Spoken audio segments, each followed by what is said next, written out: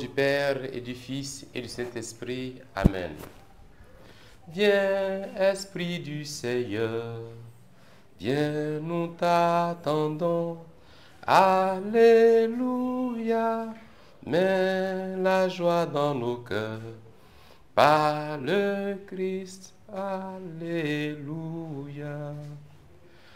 Frères et sœurs dans le Seigneur, nous sommes aujourd'hui le lundi 11 octobre 2021.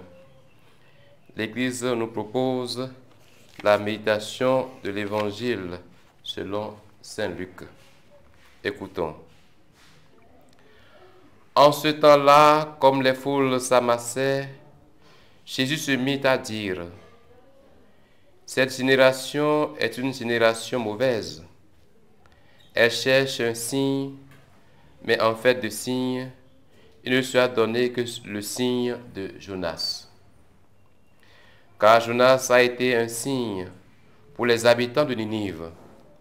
Il en sera de même avec le Fils de l'homme pour cette génération. Lors du jugement, la reine de Saba se dressera en même temps que les hommes de cette génération et elle les condamnera. En effet, elle est venue des extrémités de la terre pour écouter la sagesse de Salomon, et il y a ici bien plus que Salomon. Lors du jugement, les habitants de Ninive se lèveront en même temps que cette génération et ils la condamneront. En effet, ils se sont convertis en réponse à la proclamation faite par Jonas. Et il y a ici bien plus que Jonas. Acclamons la parole de Dieu, louange à toi, Seigneur Jésus.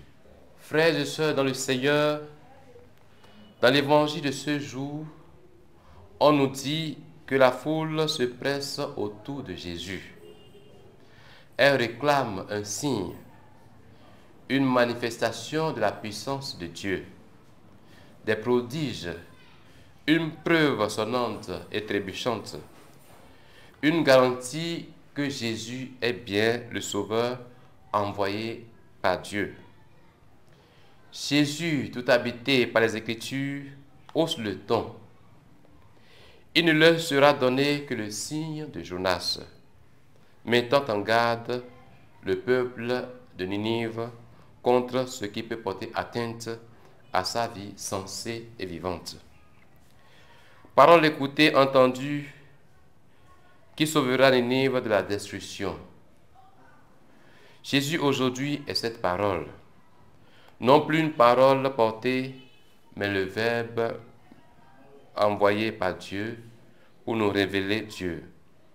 Parole de Dieu faite chair, qui de la Samaritaine à Zachée, de l'aveugle de Bartimée à Lazare, guérit, libère, transforme les êtres qui se laissent toucher par elle. Accueille, entend, répond, comprend, redonne une orientation aux vies empêchées. Mais pour bénéficier de cette grâce, nous sommes appelés à passer de la situation de l'esclavage à la liberté, d'où la nécessité d'une conversion à laquelle Jésus nous invite par le signe de Jonas. Frères et sœurs, demandons en ce jour la grâce de faire un pas de plus dans notre vie, dans le processus de notre propre conversion. Que Dieu nous y aide. Amen.